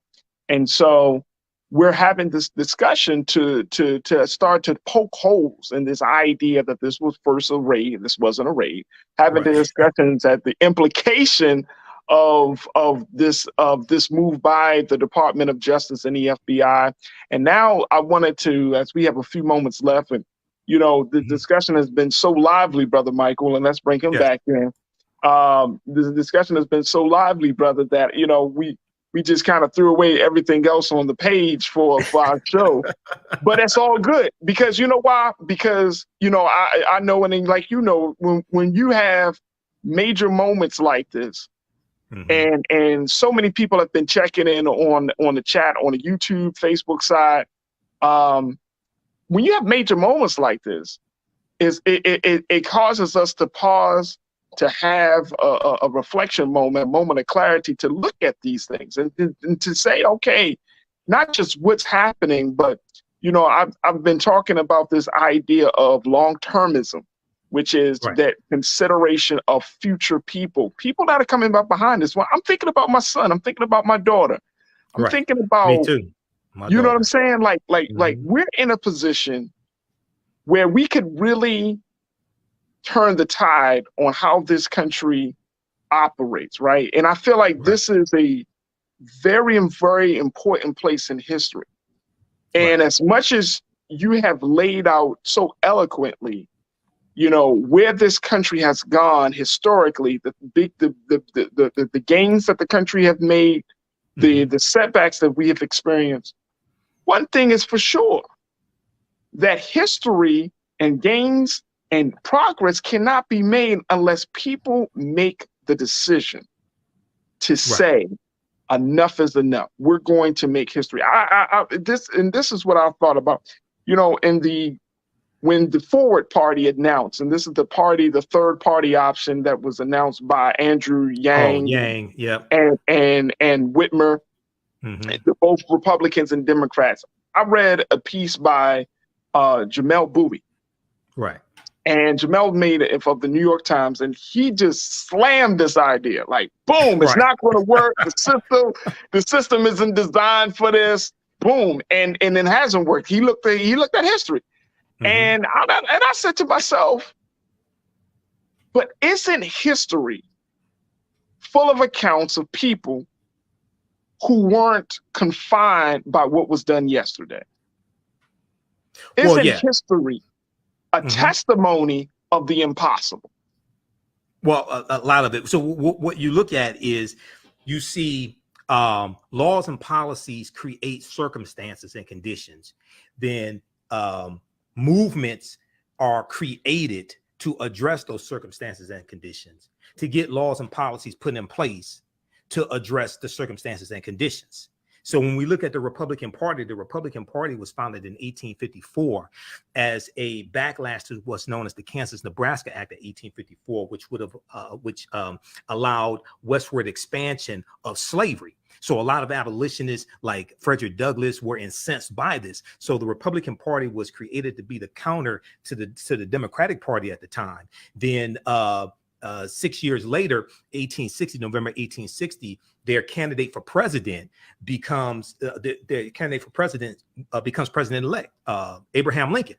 Well, South Carolina fears that Lincoln is going to free the slaves. So South Carolina is the first state to secede from the Union, December 20th, 1860, 6 weeks after Lincoln becomes president. Then it's going to be followed by other states. And then you have the attack on Fort Sumter, April 12, 1861 in South Carolina, which was a federal stronghold, to get the federal troops out of South Carolina. This is what triggers the U.S. Civil War. Okay. So you have policies creating conditions. You have a movement coming about to address the conditions, and you have the abolitionists fighting to end slavery, things like this. So, yes, that's true. Now, what we have to understand is when you talked about voting, one of the things that we miss when we talk about voting is voting is a continuous process. It's not a one-time event. Number one, you don't just vote to get people put into office and get policies put in place. You also have to vote to protect the gains that were made. And this is something that people miss. If we understood what was at stake in 2016, we would have stopped Donald Trump. Donald Trump only won Michigan, Wisconsin, and Pennsylvania by 78,000 popular votes. Okay, we would have stopped Trump because Trump reversed a lot of the policies from the Obama Biden administration that were beneficial to African Americans. He attacked and weakened the Affordable Health Care Act. He stopped the investigations into the patterns and practices of police departments. Okay, he reversed Obama's 2016 initiative not to renew federal contracts with privatized prisons because Trump was financially backed by Core Civic and Geo Group, which are two of the largest privatized prisons in the country. They donated almost $600,000 to his 2016 campaign. When he became president, he reversed that initiative, and they got more lucrative contracts, especially contracts to house migrants coming to this country. So if we understood history and understood Richard Nixon in 1968, who ran on the platform of law and order, this was part of the platform that Donald Trump ran on in 2016. So you don't just vote to get policies put in place that have been beneficial for you. We also have to understand the concept of protecting gains, and it's not always what somebody can do for you. It's also understanding how to block and stop what people are trying to do to you as well. This deals with understanding political self-defense. Okay. Yeah. And secondly, very quickly, African Americans, we should be focused on taking over the Democratic Party, not trying to start a third party. That's where most of us are. We should be focused, but see, it takes a different mindset to think about taking over the Democratic Party and fashioning it into what we want it to be. Okay. But and to that point, Brother Michael, I mean, you're saying it takes a different mindset. Right. It does take a different mindset, you know, and look, I like the idea if Black folks said, you know what, we're going to create a different party. Right. And if we're going to call, you know, I had this conversation with some of my culture crew members a couple of weeks ago. They said, well, come up with the Black Party or the Black Justice Party. Like that, because you know why? Here's this. As much as you've shared with like the history, this is a pivotal and fertile ground. I'm speaking of the time that we're currently living in. This is fertile ground for radical change to take place. Fertile ground, because dissatisfaction is high, because people are yearning for something different, because there are so many interests, right, where the American political system can't speak to all of these interests and to the diversity and to the growth of the country. This is fertile ground. This is the stuff, folks. Again, going back to my idea that some people see tragedy, other people see opportunity. This is fertile ground right now for us to say, where can we do it? Now, you might laugh at Andrew, and I'm not saying you, Brother Michael. I'm just saying people might say, oh, Andrew, you ain't crazy.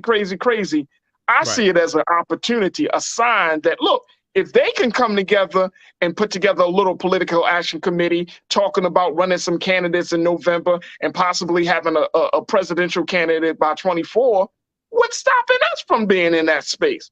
What's stopping us from saying that we can't do something? See, when you start talking about running for president and understanding the gerrymandering of the districts, and it takes 270 electoral college votes to become president-elect, and understand Biden got 81 million votes, okay? There was only 16.9 million of those votes came from African Americans, because there's only 30 million African Americans registered to vote. When you start talking about running statewide and running for president, it's something entirely different. You may have a third party at the local level. You may have slates and things like this at the local level. When you start talking about president, you have to understand how the electoral college actually works. Okay, there's not enough African Americans registered to vote to get a president elected in a third party by themselves.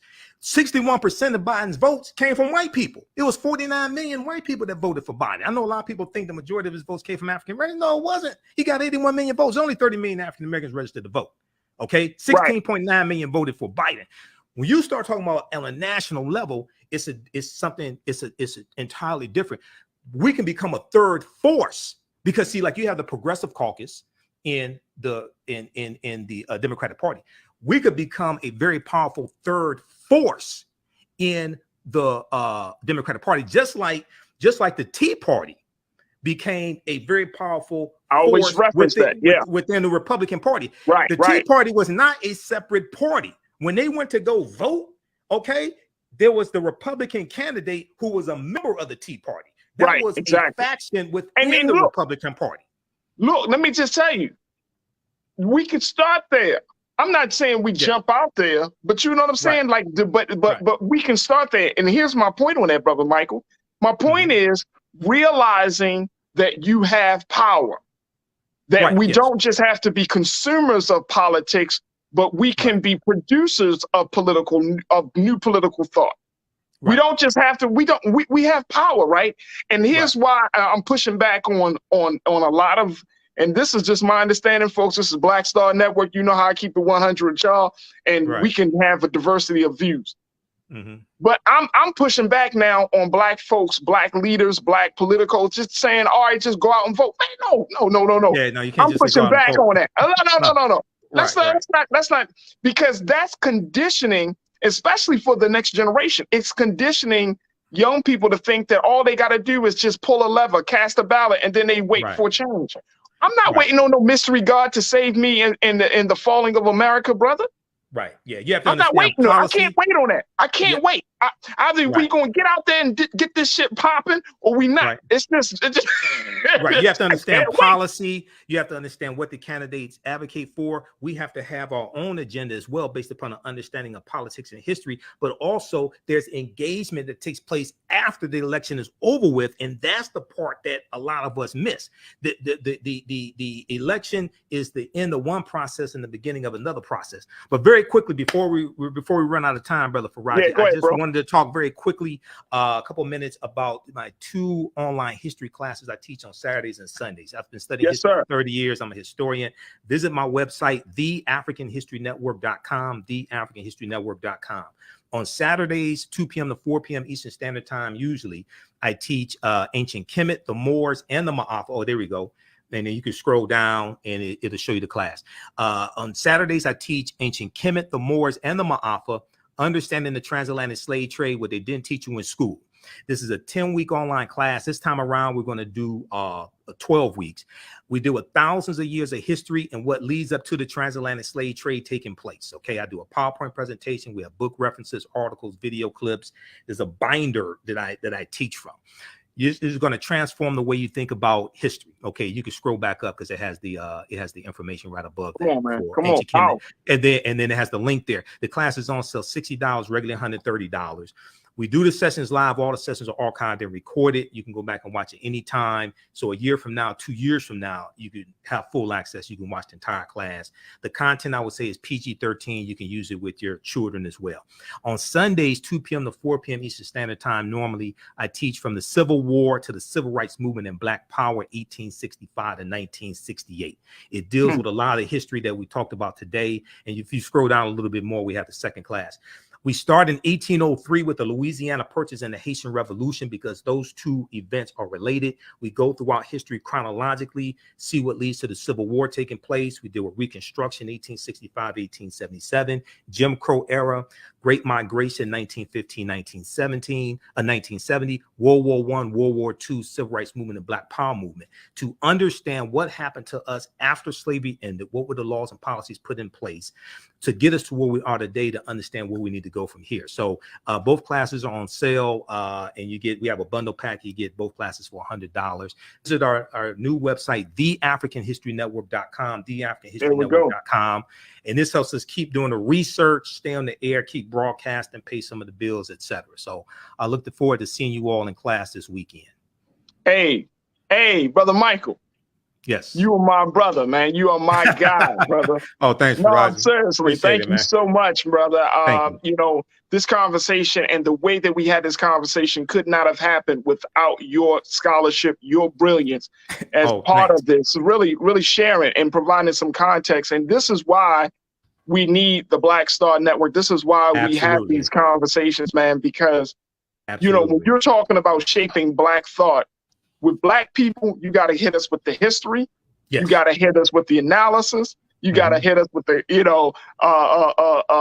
with the present events, like all of it has to, you know what I mean? So because we need a context, man. We need to have a full understanding. And I think today, so many people have been streaming, have checked onto the live stream, and they have been loving the discussions, brother. And so, you know, I really want to thank you on behalf of my team here at The Culture. We thank you so much. For having me. And I'll be on Roland Martin Unfiltered on Friday also. I'll be on Roland Martin. There we go, man. Yeah. You know what I mean? This is the brilliance of Black Star. So, you know, Brother Michael, I thank you so much for your brilliance and your leadership and your scholarship. But most importantly, brother, thank you for just doing the great work that you're doing, which is teaching history and putting it in a way that we can all understand it. Thank you, thank you, brother. I got to bring you back on, my man. Absolutely. Let me know. Absolutely. Yes, sir. Brother Michael Imhotep, check him out at the AfricanHistoryNetwork.com. Yes. The great show that he's doing on Sunday nights. There's his website right there, folks. Thank you. Sign up for his classes and much more. Stay connected. And also, where are you on your social media, Brother Michael? Oh, the African History Network on Facebook. We have 1 million followers there. Michael Imhotep on YouTube and Michael Imhotep on Instagram and on Twitter. There it is, the right there. AHN show on Twitter. But if you go to our website, it connects you to our social media platforms. There it and is, my right DVD there. DVD lectures and downloads are at our website also. Boy, we got heavy hitters on Black Star. Heavy hitters. Yep. Thanks. All right, thank you, big brother. Appreciate you, Thank man. you, brother. All right, peace. Absolutely, peace. All right, folks, that's going to do it for us. I told you. You know, all the different elements of the show had to be like thrown to the side just simply because this is a big conversation. And trust and believe, Brother Roland is probably, I know he's going to go deeper. He's going to go deeper. So make sure y'all stay tuned for Roland Martin Unfiltered, 6 o'clock tonight. And of course, it's Thursday night. So, you know, Reese and Dr. Carr, they're going to have a lot to say. Big shout out to the Thursday team on RMU.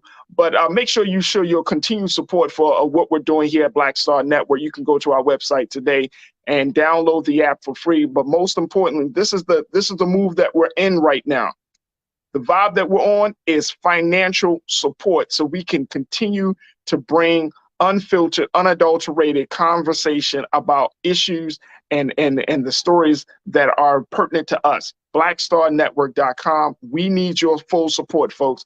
We need your financial support. We need you to share the content. We need you to sign up for our email list. All of it.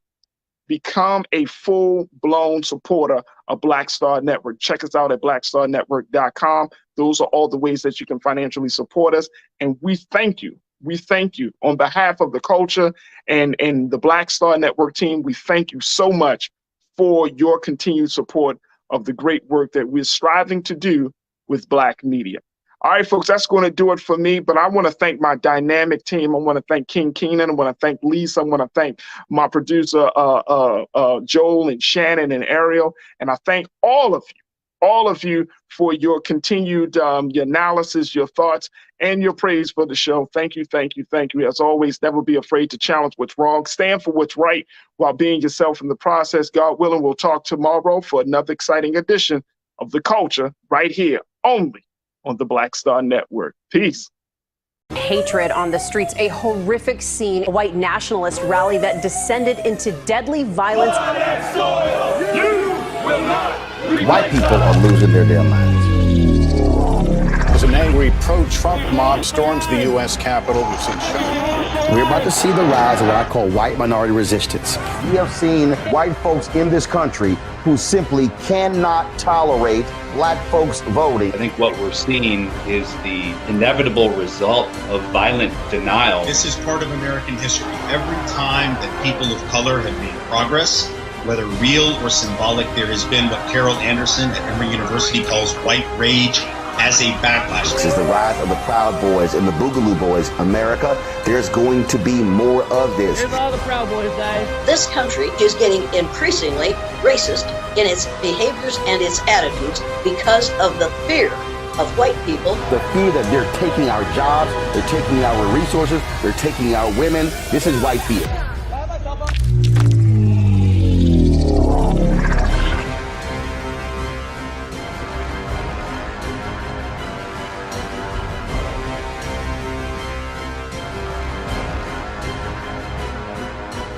When you talk about blackness and what happens in black culture, we're about covering these things that matter to us, speaking to our issues and concerns. This is a genuine people-powered movement. There's a lot of stuff that we're not getting. You get it, and you spread the word. We wish to plead our own cause.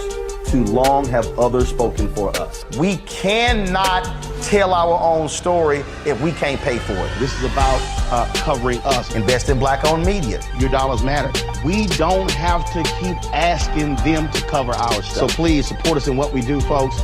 We want to hit 2,000 people, $50 this month, raise $100,000. We're behind 100,000, so we want to hit that. Y'all money makes this possible. Checks and money orders go to P.O. Box 57196, Washington, D.C. 20037-0196. The Cash App is $RM Unfiltered.